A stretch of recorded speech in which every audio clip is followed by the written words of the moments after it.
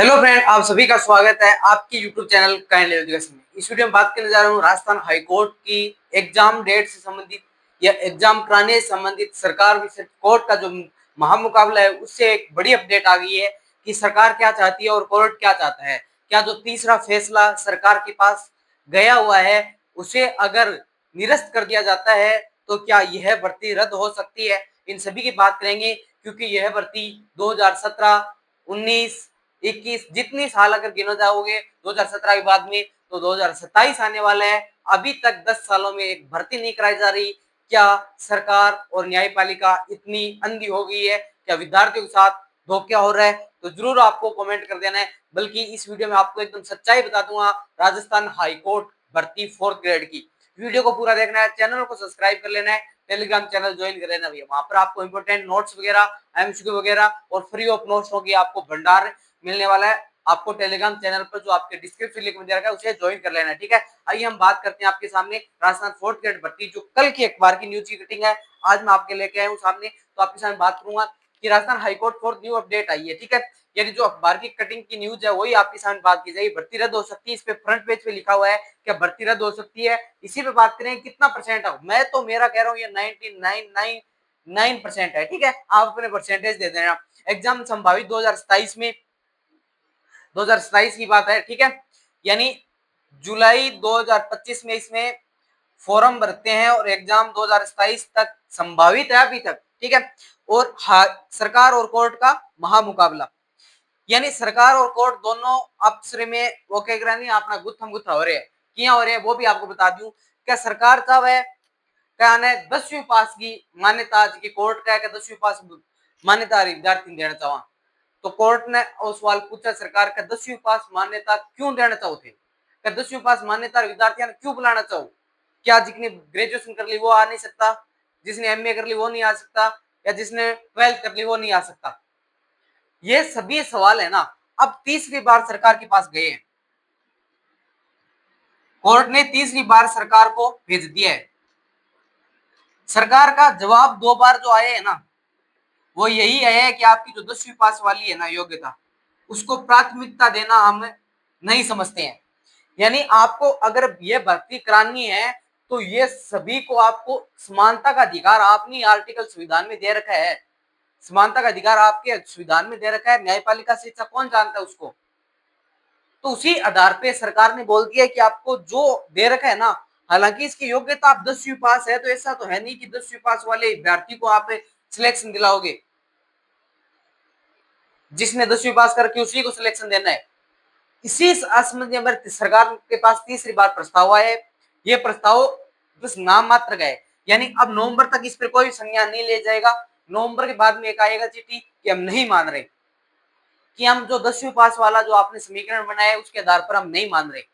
और अब की बार अगर सरकार ने बोल दिया कि हम नहीं मान रहे तो जो ये भर्ती रद्द है ये 100% आपकी जो 99.9% है ना ये 100% हो जाएगी। क्योंकि 2 बार इसके साथ ऐसा हो गया है और वो काम अगर 2 बार विफल हो गया है, 2 बार सफल नहीं हुआ है, वो तीसरी बार होने में कोई चांस ज्यादा है नहीं।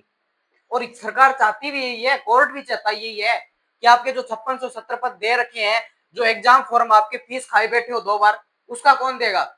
हमें एग्जाम फॉर्म की फीस दे दीजिए ना। जितनी हमारी फीस ली गई आपके दोनों फॉर्म मिलाकर 1000+ फीस ले ली आपने, वो दे दीजिए, भर्ती मत कराइए। अगर वो हमें वापस दे दीजिए एग्जाम फॉर्म फीस से।